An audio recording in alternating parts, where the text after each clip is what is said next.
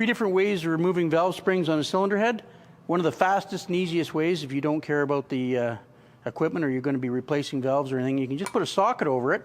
Make sure there's something underneath the valve so it just doesn't spring open, and you can just give it a bop and the valve keepers come off. There's the valve keepers. Got to find the other one. It's always important to make sure you don't lose any of the valve keepers. If you find out when you're on reassembly that you're missing them, it can really mess up your day. Another way is we can use the valve spring compressing tool. We can adjust the jaws to whatever width of valve spring retainer that we have. Okay, we get that to fit on there, and then we will adjust our contact point with the valve head so that we can press the spring just far enough to get the keepers off.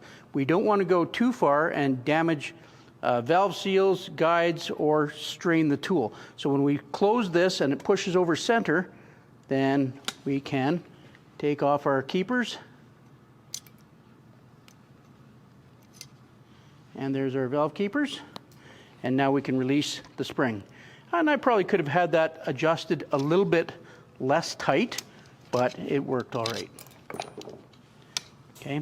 It's always a good idea to keep our components in order in which they came out so that the valve springs, valves, retainers, all that go back into the same spot on the cylinder head that they came out.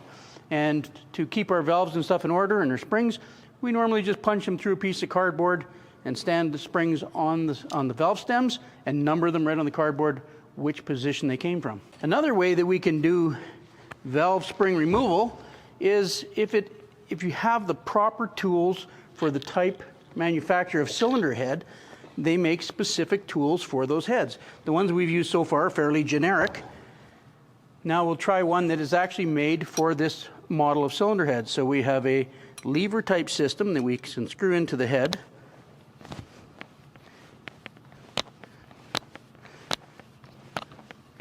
And then we just take a device like this and we put it on the valve. Now we can pull down on the spring. Oops. The taper lock is jammed. So sometimes we have to break the taper lock because it's locked on the collet keepers. So we just tap gently on the side. Try not to hit sideways. You want to hit as vertical as possible and break the taper lock. Once that's done, this should compress a lot easier. So now we can press that down and we can get our valve keepers out, I hope.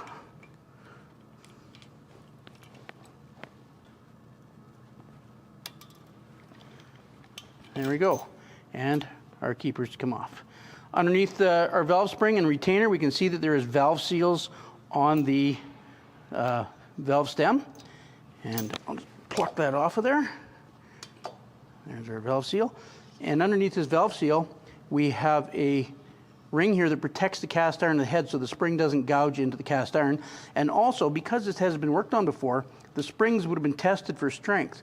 And it was probably found that they were weak, so a shim was put underneath the spring to increase its closed valve strength so that this valve seat properly when they're closed.